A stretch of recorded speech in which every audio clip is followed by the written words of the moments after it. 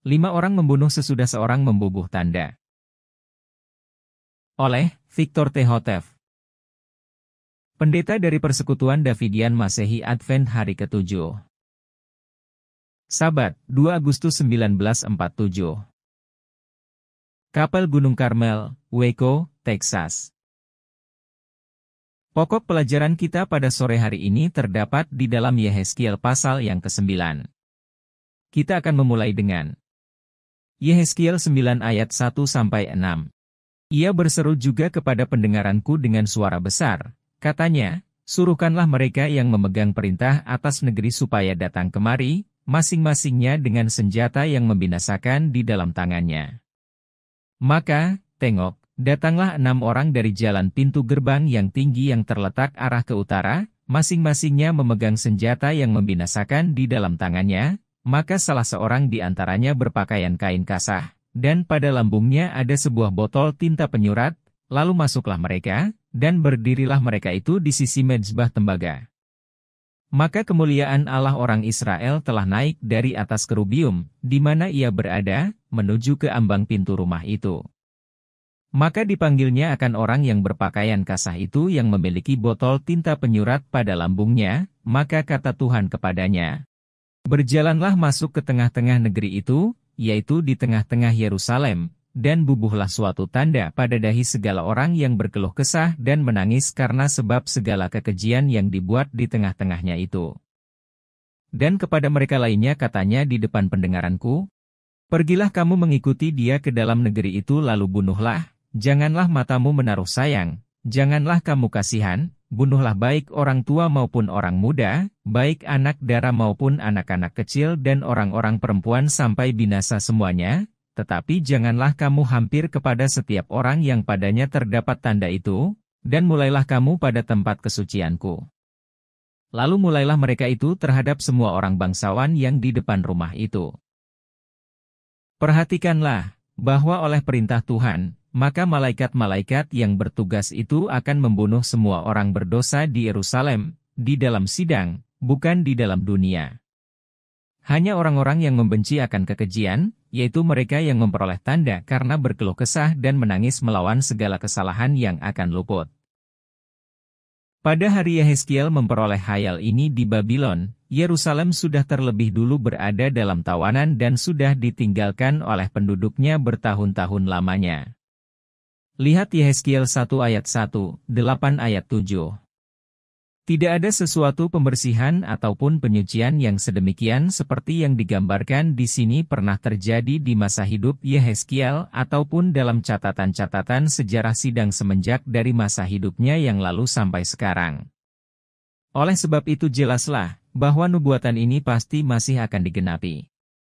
Lagi pula, ilham di masa kita sekarang mengemukakan ramalan pembersihan ini sebagai masih akan jadi di hari depan, dan menjelaskannya sebagai berikut.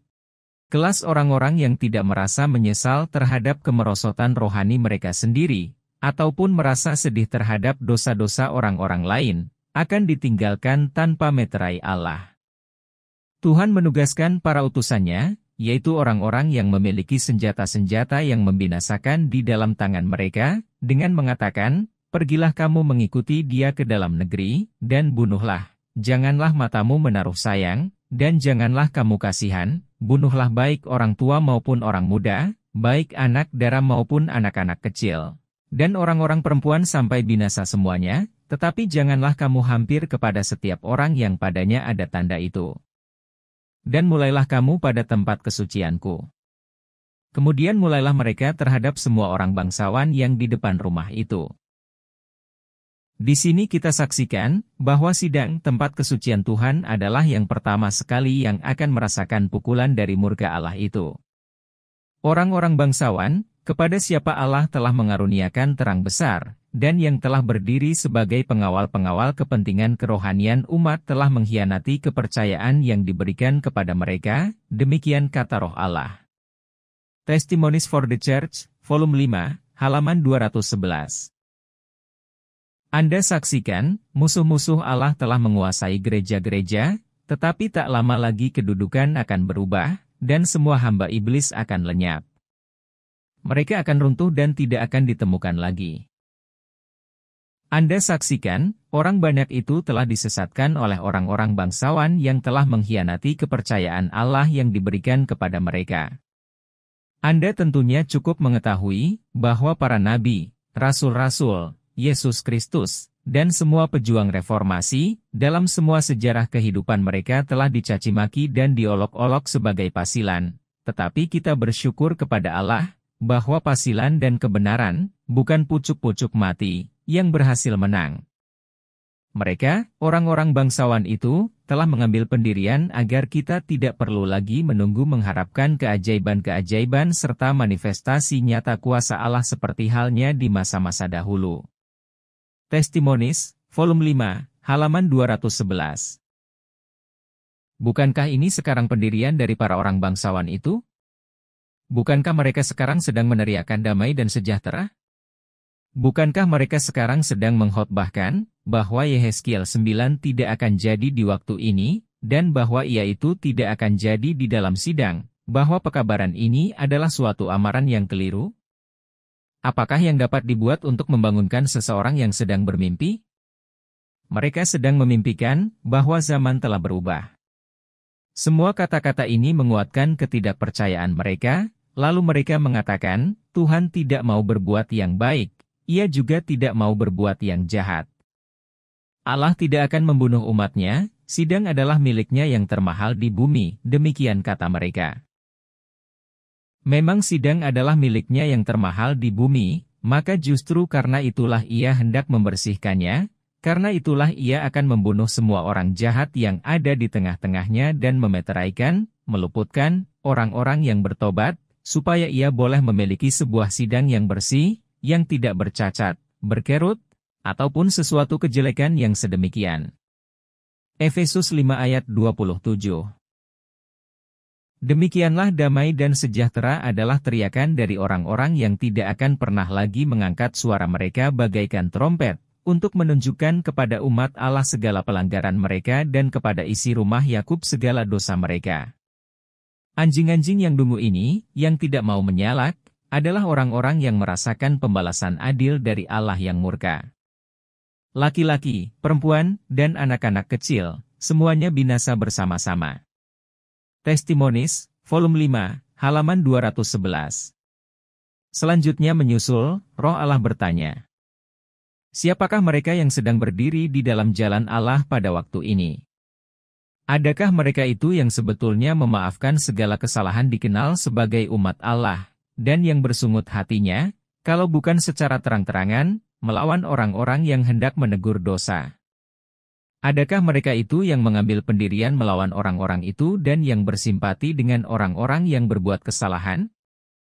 Sesungguhnya tidak.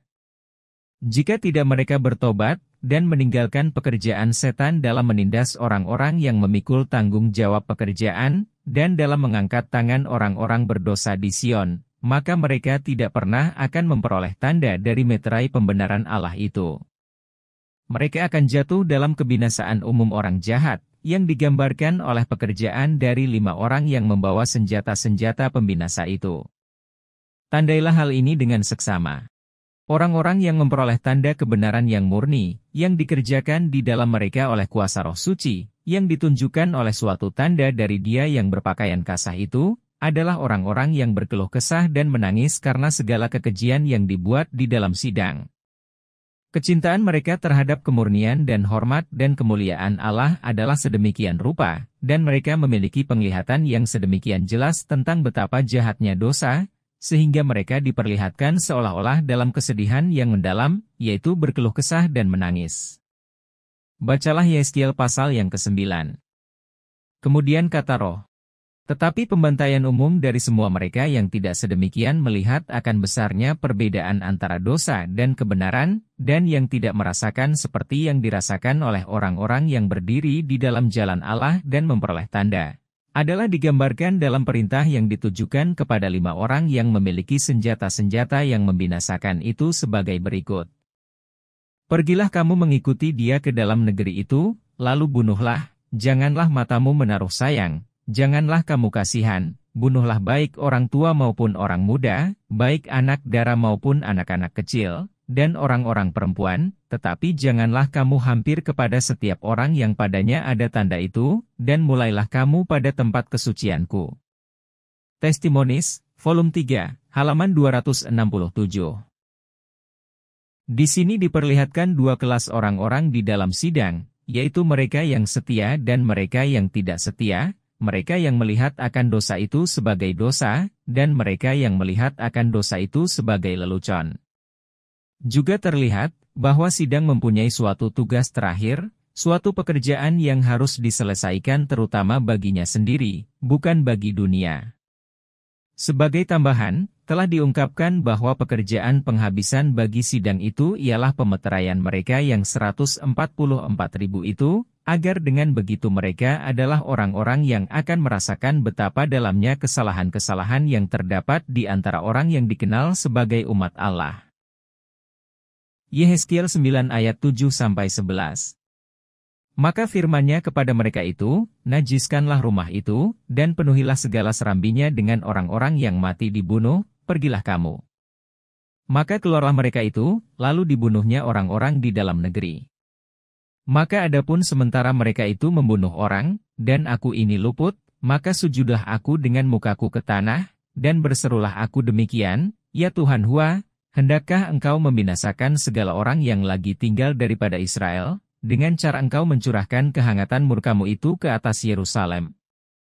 Lalu firman-Nya kepadaku, kejahatan bangsa Israel dan Yehuda itu sudah sangat besarnya, dan tanah itu telah penuh dengan darah, dan negeri itu sudah penuh dengan kejahatan, karena mereka mengatakan, Tuhan sudah meninggalkan bumi, dan Tuhan tiada melihatnya.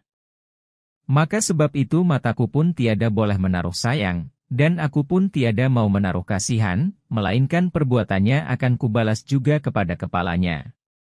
Maka, tengoklah, orang yang berpakaikan kain kasah itu yang memiliki botol tinta penyurat pada lambungnya, melaporkan masalah itu dengan mengatakan, sudah kulaksanakan sesuai yang engkau perintahkan kepadaku. Kapankah pemisahan orang-orang jahat dari antara orang-orang benar ini terjadi? Yesus menempatkannya pada akhir dunia. Firman-Nya berbunyi, biarlah keduanya bertumbuh bersama-sama sampai musim penuaian, maka pada musim penuaian itu aku akan mengatakan kepada para penuai, kumpulkan dahulu lalang itu, dan ikatlah berberkas-berkas untuk dibakar, tetapi bawalah gandum itu ke dalam lumbungku.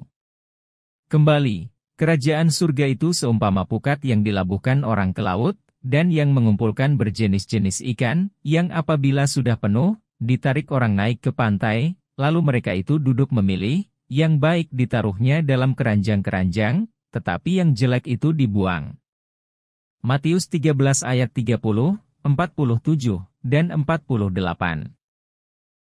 Sebagai lalang, mereka itu dibakar, sebagai ikan-ikan yang jelek mereka itu dibuang. Inilah caranya bagaimana kerajaan itu datang, demikian firman Tuhan. Dan apakah penuaian itu, kalau bukan berarti penghukuman terhadap orang hidup? Pekerjaan yang memisahkan yang satu daripada yang lainnya. Ilham mengatakan, umat Allah yang sejati yang memiliki di dalam hati roh pekerjaan Tuhan dan keselamatan jiwa-jiwa, akan selalu memandang kepada dosa itu dalam sifat tabiat jahatnya yang sesungguhnya. Mereka akan selalu berada pada pihak tindakan yang jujur dan bersih terhadap dosa-dosa yang dengan mudah menguasai umat Allah. Terutama pada pekerjaan penghabisan bagi sidang, dalam masa pemeteraian mereka yang 144.000 itu yang akan berdiri dengan tiada bercacat celah di hadapan tahta Allah, mereka akan merasa betapa dalamnya kesalahan-kesalahan orang-orang yang dikenal sebagai umat Allah.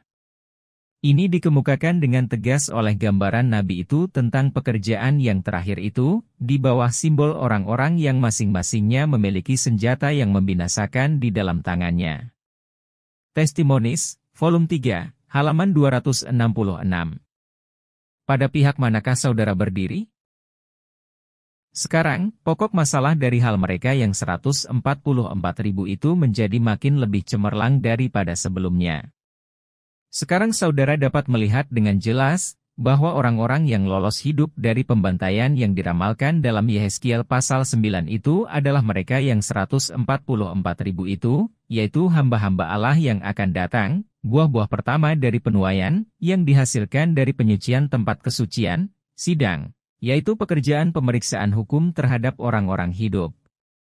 Oleh sebab itu pekerjaan ini dan kebenaran ini adalah yang teramat penting bagi hari ini, dan hendaknya dengan sepenuh hati dipatuhi, jika seseorang berharap untuk memperoleh tanda dan meterai, dan luput dari pembantaian itu, lolos hidup dari hari Tuhan yang besar dan hebat itu. Kelalaian kita untuk berkeluh kesah dan menangis melawan segala kekejian di dalam sidang, akan berarti kerugian kita untuk selama-lamanya. Janganlah kita membiarkan sesuatu mengalihkan perhatian kita daripada pekerjaan bagi orang-orang suci yang besar dan mulia ini, dan yang sangat mengerikan dan hina bagi orang-orang berdosa. Pekerjaan ini patut memenuhi seluruh pikiran dan seluruh perhatian. Early Writings halaman 118. Janganlah membiarkan apapun mencampuri dalam masalah kebahagiaan kekalmu. Jangan sesaat pun, karena hari siang sudah hampir berlalu. Apakah teman-teman, handai taulan, suami, istri, Anda akan kehilangan mereka bersama-sama dengan dirimu sendiri jika kebenaran ini gagal menginsyafkan Anda dan mereka.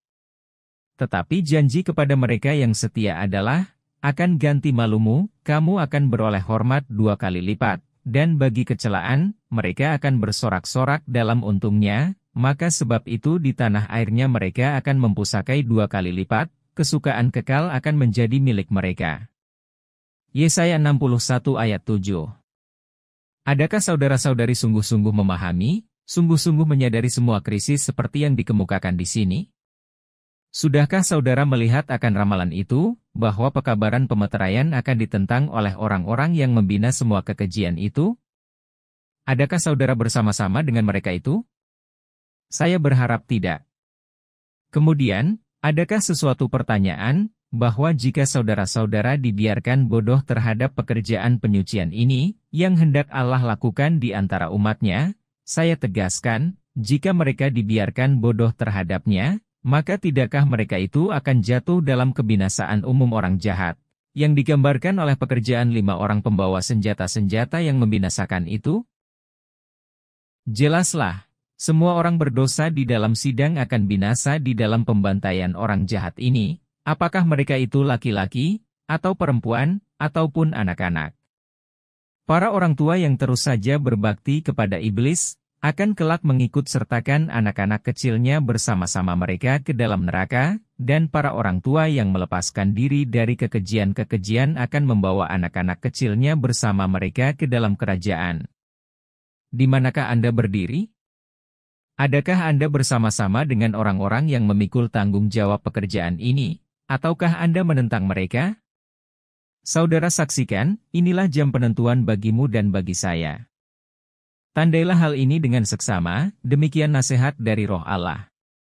Orang-orang yang memperoleh tanda kebenaran yang murni, yang dikerjakan di dalam mereka oleh kuasa Roh Suci, yang ditunjukkan oleh suatu tanda dari Dia yang berpakaian kain kasah itu, adalah orang-orang yang berkeluh kesah dan menangis karena segala kekejian yang dilakukan di dalam sidang. Cinta mereka kepada kemurnian, dan hormat, dan kemuliaan Allah adalah sedemikian rupa, dan mereka memiliki pandangan yang begitu jelas dari hal betapa jahatnya dosa itu, sehingga mereka ditunjukkan seolah-olah berada dalam kesedihan yang mendalam, yaitu berkeluh kesah dan menangis. Bacalah Yehezkiel pasal yang ke-9. Testimonies, volume 3, halaman 267. Siapakah orang-orang Masehi Advent hari ke-7 yang sejati dalam masa yang genting sekarang ini? Apakah mereka itu yang menolak pekerjaan penghabisan bagi sidang? Ataukah orang-orang yang menaruh hati dan jiwanya kepada pekerjaan itu? Marilah kita hadapi situasi itu dengan setia dan jujur.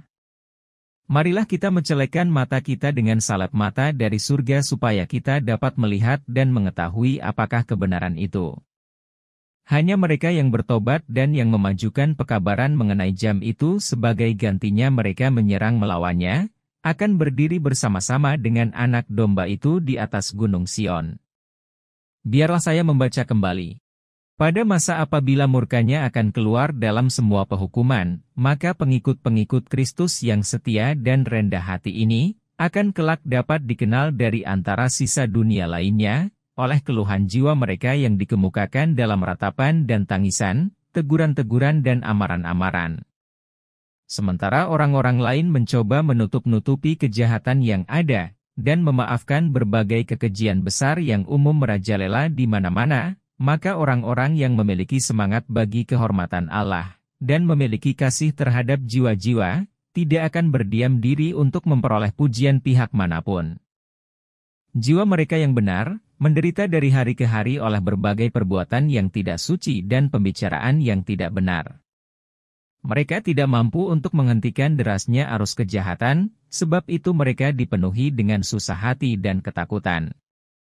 Mereka meratap di hadapan Allah karena melihat peribadatan diremehkan di dalam setiap rumah tangga dari orang-orang yang memiliki terang besar. Mereka meratap dan bersedih jiwanya karena kesombongan, ketamakan, sifat mementingkan diri sendiri, dan penipuan dalam hampir segala bentuk yang terdapat di dalam sidang. Roh Allah yang mendorong untuk menegur telah diinjak-injak di bawah telapak kaki, sementara hamba-hamba setan terus menang. Testimonies volume 5, halaman 210 dan 211. Jangan lagi berbakti kepada setan. Jangan lagi memerangi kebenaran Allah melawan kepentingan-kepentingan dirimu sendiri.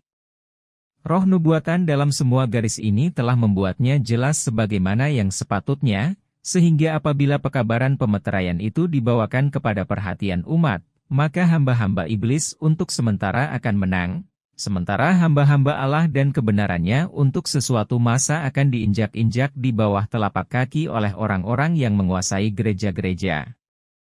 Saudara cukup menyadari bahwa perbuatan jahat ini sudah mulai berjalan sekarang. Saudara-saudara pendeta sedang mulai menyerang pekabaran itu, dan bukan mengajarkannya. Mimbar-mimbar dikuasai oleh orang-orang yang dari sabat ke sabat, meningkatkan teguran demi teguran melawan kebenaran ini, yaitu kebenaran dari hal penghukuman terhadap orang hidup. Sebagaimana Nabi Injil di dalam pasal 66 juga telah dikaruniai terang terhadap masalah ini, maka kita akan melihat ke sana. Yesaya 66 ayat 15-17 dan 19. Karena, tengoklah, Tuhan akan datang dengan api, dan dengan segala keretanya seperti suatu angin puyuh, untuk melaksanakan murkanya dengan penuh kehangatan, dan kemarahannya dengan api yang bernyala-nyala. Karena dengan api dan dengan pedangnya, Tuhan akan memutus hukum terhadap semua manusia, maka besarlah kelak bilangan segala orang yang dibunuh oleh Tuhan.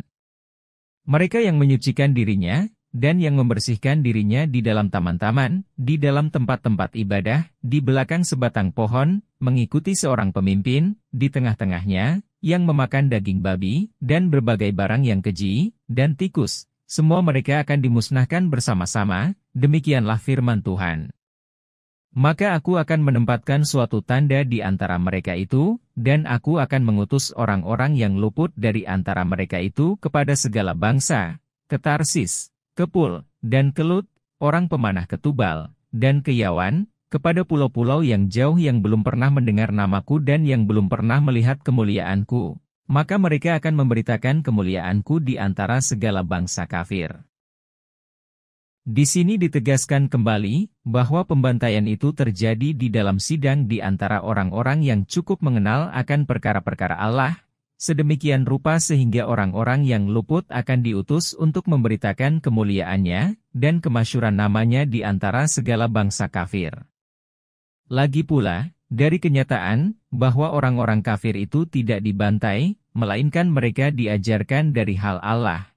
Sesudah pembantaian itu terlaksana, membuktikan bahwa pembantaian itu terjadi di dalam sidang saja, dan sebelum pintu kasihan tertutup dari segala bangsa kafir. Sekali lagi, orang-orang yang luput dari pembantaian itu dikirim untuk memberitakan keselamatan kepada segala bangsa kafir.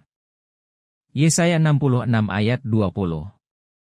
Maka mereka itu, orang-orang yang luput itu, oleh Injil dikatakan, akan menghantarkan semua saudaramu bagi suatu persembahan kepada Tuhan, dari segala bangsa, dengan mengendarai kuda, dan dengan kereta-kereta, dan dengan onta yang berpelana, dan dengan keledai, dan dengan binatang yang cepat, menuju ke bukit kesucianku Yerusalem, demikianlah firman Tuhan.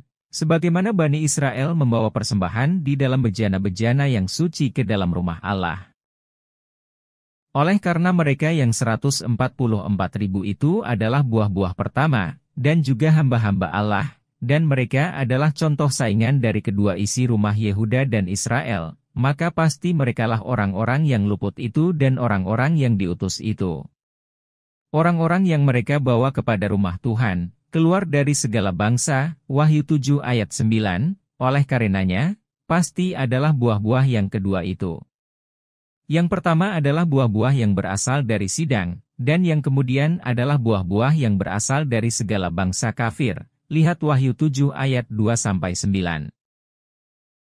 Untuk maksud mendiamkan kebenaran ini, maka orang-orang bangsawan oleh kejahatan dan kebodohannya, mereka kini mengajarkan kepada para anggota, bahwa masalah 144.000 itu adalah suatu masalah yang masih dipersengketakan, dan bukan kebenaran yang diungkapkan.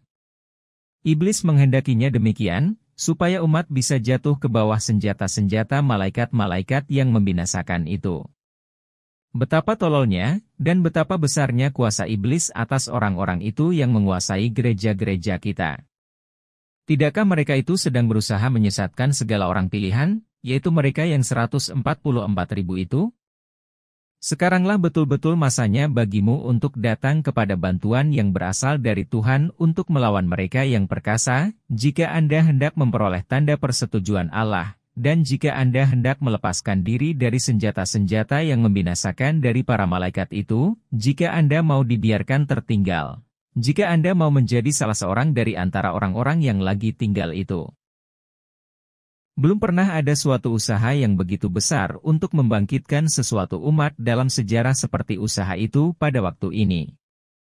Beratus-ratus dan beribu-ribu, bahkan berjuta-juta buku-buku kecil telah disebarkan ke seluruh organisasi gereja. Semua ini sedang berlangsung sekarang, dan sudah berjalan lebih dari 10 tahun lamanya. Sesungguhnya dari hal sidang pada waktu ini, dapat diucapkan sebagai berikut. Celakalah engkau, hai Korasin! Celakalah engkau, hai Betsaida! Karena jikalau segala pekerjaan besar yang sudah berlaku di dalam kamu itu, telah dibuat di dalam Sur dan Sidon, mereka itu pasti sudah lama bertobat dengan berpakaikan karung dan abu. Tetapi aku berkata kepadamu, bahwa pada hari penghukuman, akan kelak lebih ringan hukuman kepada Sur dan Sidon daripada kepada kamu. Dan engkau, hai Kapernaum yang telah ditinggikan sampai ke langit, engkau akan diruntuhkan sampai ke dalam alam maut, karena jikalau segala pekerjaan besar yang telah diperbuat di dalam kamu itu, telah diperbuat di dalam Sodom, niscaya ia itu sudah akan tetap berada sampai kepada hari ini. Tetapi aku berkata kepadamu, bahwa kelak akan lebih ringan hukuman terhadap Sodom pada hari penghukuman, daripada kepada kamu. Matius 11 ayat 21-24.